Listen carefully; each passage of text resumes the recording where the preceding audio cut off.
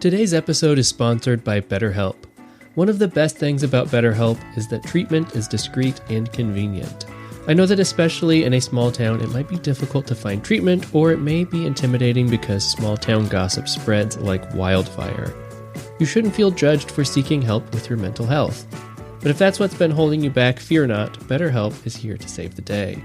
BetterHelp is customized online therapy that offers video, phone, and even live chat sessions with your therapist, so you don't have to see anyone on camera unless you want to. It's much more affordable than in-person therapy, and you can start communicating with your therapist in under 48 hours. And thanks to the great people at BetterHelp, I have a special offer for Obscure History listeners. You can get 10% off your first month of professional therapy at betterhelp.com/obscure. That's betterhelp.com/obscure. Thanks again to BetterHelp for sponsoring this episode.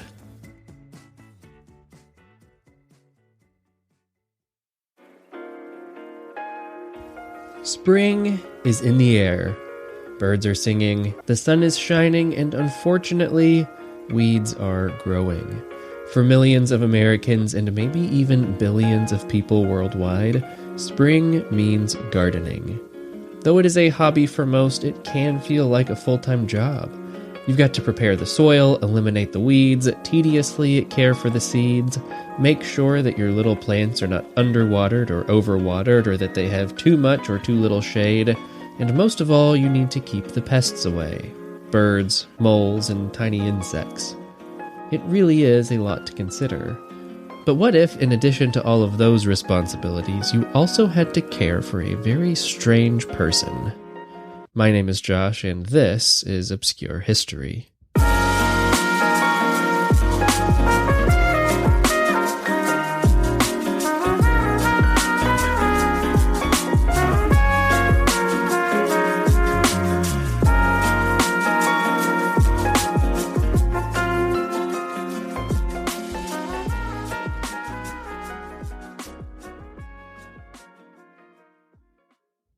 Gardens have long been an envied possession, and I totally get why. Imagine you walk out into your backyard. It's spring and the earth seems to hum with life. Birds have returned from their winter travels and are filling the air with their sweet songs. Butterflies freely flutter, stretching their wings in the spring sun. Ladybugs and spiders dance beneath blades of grass and leaves of trees. The green patches that first burst forth from the thawing winter soil have sprouted tall emerald stems and petals of every shape and color. The world seems happy as golden rays of sun illuminate everything in sight. But more exciting than the birds or insects or small colorful flowers is the promise of your garden. The rich brown soil that you've carefully curated is awaiting seeds so it can begin its work. Work which will bring you a tangible prize. Tomatoes of every shape and size, radishes, carrots, and potatoes that will hide just below the surface of the earth, waiting to surprise you with their bounty. Herbs and spices that will fill your house with their playful and intoxicating aromas. And beyond the instant gratification of raising a juicy strawberry or blueberry from a tiny seed, there is the promise of things to come. Salsa shared with friends and family, cucumbers that will be canned and transformed into crisp pickles, fresh mint for date night mojitos. From the garden, you see the potential for connection, for laughter, tears, announcements, apologies. In a garden, you see possibilities. As Audrey Hepburn once famously recalled, to plant a garden is to believe in tomorrow.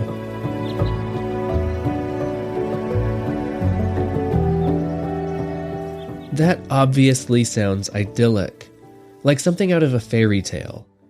And it is for that reason that they are highly coveted. Sadly, only about 25% of Americans are able to pursue gardening activities. For this, there are a couple of very clear reasons. If you have a garden, you own land. This is problematic for those who hope to grow a garden because many people in metropolitan areas live directly next to, below, or above their neighbors. Similarly, many suburban homes have yards where a garden could potentially be planted, but due to the available space, it may not be prudent. More nefariously, the ability to garden is dependent upon one's ability to own land, and at various points on our human timeline, this ability has been tightly guarded and heavily restricted. In American history, the availability of land and one's ability to own it depended greatly upon one's race. In fact, we are still feeling the harmful effects of predatory and systemic practices like redlining, which restricted access to capital to certain individuals based upon their race. Because of the exclusivity of land ownership historically, gardening has been a sort of status symbol for generations. People who are able to often adorn their gardens with decor, elaborate landscaping, fountains, and birdhouses. Now, naturally, the extent to which people use their garden as a symbol of their socioeconomic status is dependent upon the condition of the economy. During the World Wars, those fighting the war on the home front were strongly encouraged by the government to grow their own food. These wartime gardens were not ornate or extravagant. They were gardens of necessity. Inversely, in times of flourishing economies, gardens have been lavish. Comically so, truthfully. In the 18th century, there was a gardening trend among the most wealthy of Britain's residents. In the gardens of their massive, sprawling estates, British elites would stage a scene in a sort of life-sized diorama. They would transform a portion of their garden into the home of a mysterious hermit. To achieve this effect, British nobles would set up a sort of playhouse at the mouth of a cave, or they might even assemble a sort of makeshift tent or cabin to give the illusion that there may be a strange resident inside. The wealthiest of Britain's nobles would actually build small houses for their pretend occupants. Now, this practice could be compared to building a fairy garden today. For those that don't have young nieces like I do, a fairy garden is a sort of miniature house that children make. They often feature cool rocks, miniature plants, little model houses, and other things that might entertain a fairy who is looking for a nice place to rest. If the child believes hard enough when they create the fairy garden, the fairies might even leave them a little prize behind to show their gratitude. The British practice of ornamental hermitage was exactly like that, except for it was full-sized. And instead of attracting fairies, the goal was to attract wise old men. For example, in my niece's fairy garden, there are cool, colorful rocks, glitter, and shiny things. You know, things that a fairy would like. In the garden of a wealthy nobleman, you would find a shack built into a cave opening with a table, chair, stack of classic literature, and a pair of reading glasses. You know, things that would attract a wise old man. Now, this seems strange to us today, and for good reason. I've never wanted an old man to wander onto my property. I don't really think that's a thing that people want anymore. But at the time, ornamental hermitages were all the rage, and all the wealthy aristocrats wanted to have the best one. Not surprisingly, the wealthiest of the wealthy were able to take their ornamental hermitages to the next level. Starting as early as the 15th or early 16th century, wealthy landowning aristocrats in Great Britain sought to lord their status over their fellow nobles and the common rabble alike, a compulsion that seems to continue on.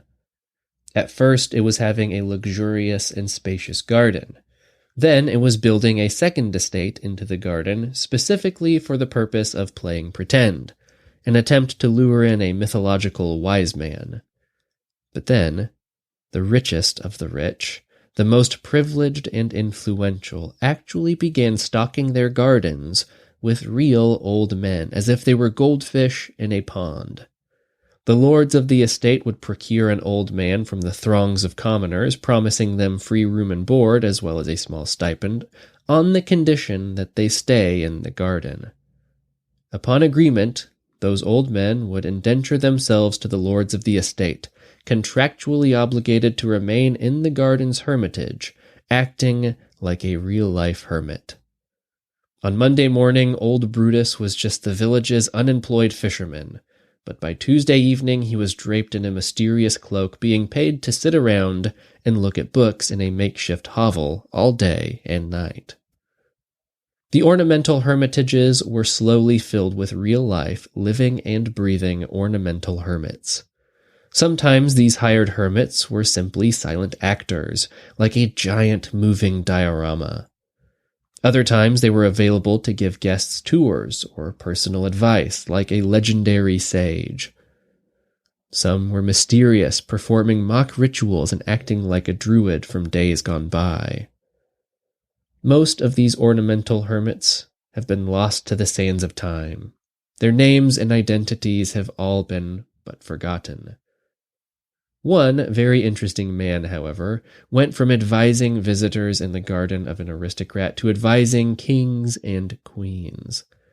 But before we get to the extravagant and strange life of Francis of Paola, we need to payola our own bills. If you want ad-free episodes with bonus content, then hit the subscribe button on Apple Podcasts. If you want bonus content for free, follow the show notes and join us on the Discord server. Come chat with like-minded history nerds. Did I mention that it's free? Born to devoutly religious parents in Paola, Italy in 1416, Francis of Paola was the pride and joy of his parents who had been praying and hoping for him for years. In fact, they were so overjoyed that God had brought them a son that they named him after Saint Francis of Assisi. Though their prayers had been answered, things were not perfect. In fact, Francis of Paola contracted a swelling disease while he was still in the crib. The swelling spread to his eyes, and while clutched with panic and fear, his parents made a bargain with God. If he would spare their precious baby boy from this strange affliction, he would spend the rest of his life spreading the word. Subsequently, the swelling passed, and Francis of Paola's odd life was set into motion. At the age of 13, Francis began seeing a supernatural vision of a Franciscan friar. Shortly after he began seeing these visions, his parents sent him to a friary to begin his initiation into the Franciscan order. After taking multiple religious pilgrimages, Francis decided to settle down in a secluded cave in a luxurious garden, where he could be considered to have been the very first ornamental hermit. But that's just the beginning of his wild story. After living in this cave for 6 years, devoting himself to fasting and prayer the entire time, Francis decided to start his own order of monks. In 1435, 2 companions joined him in his retreat, and to accommodate them, Francis built 3 cells and a chapel, giving a corporate structure to their religious getaway. By 1436, he and 2 followers began a movement that would become the foundation of the Hermits of St. Francis of Assisi, which would later be renamed to the Minim Friars. In addition to the traditional Franciscan values of poverty, chastity, and obedience, the Minim Friars had a strongly held 4th vow. This 4th vow regulated their diets and made the Minim Friars vegan about 400 years before the first modern vegan diets were advertised. The Minim Friars refused to eat any animal byproducts, and, in an effort to emulate the fasting of Lent, they held this diet year-round, year after year. The rule of life adopted by Francis and his religion was one of extraordinary severity. He felt that heroic mortification was necessary as a means for spiritual growth. Despite seeking a life of extreme obscurity, his unique devotion actually brought a tremendous amount of attention to his order. The number of his disciples gradually increased, and by about 1454, with the permission of Pyrrhus, Archbishop of Consenza, Francis built a large monastery and church. The building of this monastery was the occasion of a great outburst of enthusiasm and devotion on the part of the people towards Francis. Even the nobles carried stones and joined the work. Now, it wasn't just his unique beliefs that attracted people. Nobles don't move stones for any old monk. Francis had almost a Christ-like reputation. According to legend, in the year 1464, he was refused passage by a boatman while trying to cross the Strait of Messina to Sicily. He reportedly laid his cloak on the water, tied one end to his staff as a sail, and sailed across the strait, with his companions following in a boat. Another extraordinary tale that circulated widely says that after his nephew died, the boy's mother, Francis's sister, appealed to Francis for comfort, and filled his apartment with lamentations. After the Mass and divine office had been said for the repose of his soul, Francis ordered the corpse to be carried from the church into his cell, where he continued praying for him until, to her great astonishment, the boy's life was restored and he returned to his mother. Other tales in accordance with his vegan beliefs suggest that he went out of his way to perform miracles for animals whose fate was leading them to the butcher block. For example, a biographer writes, Francis had a favorite trout that he called Antonella. One day, one of the priests who provided religious services saw the trout swimming about in the pool. To him, it was just a delicious feast, so he caught it, took it home, tossed it into the frying pan to eat. Francis missed Antonella and realized what had happened.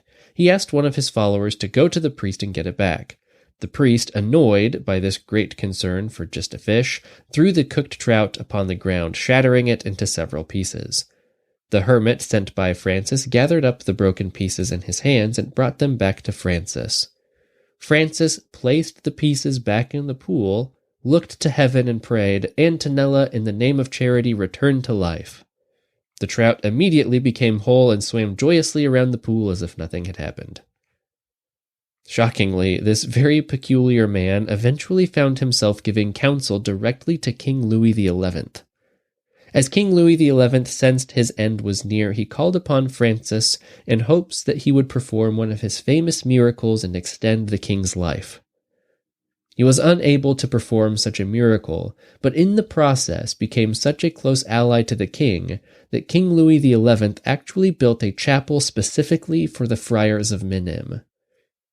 During his time in France with the king, Francis, in addition to serving as a direct advisor to the king, also served as a tutor to the heir to the throne, Charles VIII. After serving France's royal family for years and sensing that his own end was drawing near, Francis asked that he be released from his duties and sent back to his home in Italy. Unfortunately, his request was denied. So in expectation of the end, Francis hid himself away in the chapel. He called his order to him, appointed a vicar general to fill in his place after he was gone, and just as he started his career all alone in a cave, he ended his career all alone in a stone chapel. Francis of Paola's life was legendary, and it came to its conclusion in 1507, at the age of 91. After his death, he was canonized as a saint. But that's not the only thing that happened to him after his death. About 50 years after his death, religious strife was reaching a fever pitch in France. In the throes of passion and violence, a group of French Protestants dug the body of Saint Francis of Paola up, mashed his bones to dust, and scattered his remains into the wind. And perhaps it is here that we see the most poetic irony of all. Saint Francis's greatest aspiration in life was to be humble to the point of extreme obscurity. However, after his death, he was lauded and praised as a saint, a trailblazing miracle worker. But in the end, eventually, he was made fully obscure, so much so that his body no longer remains in its tomb. In fact, it doesn't exist at all.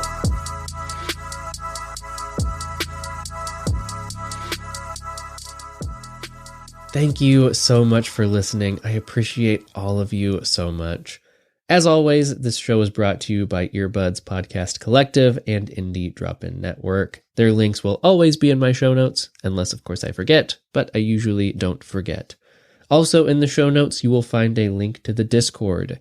It is free. There are no strings attached at all. It's just a fun place to chat with like-minded history nerds. And myself. I check it somewhat regularly. It's the easiest way to get in touch with me if you've got ideas for episodes, or if you've got questions or comments about something you've heard on the show. It is by far the easiest way to get in touch with me directly and a community of like-minded nerds. I don't really have too many more exciting announcements for you, but I can give you a little teaser. There is a new ad that will be running next week, and I think that you will probably really enjoy the product. It is one of my very favorite deals that I've been able to work out, and I'm kind of still amazed that it's happening. I can't say much more, but stay tuned next week. It will be delicious and exciting.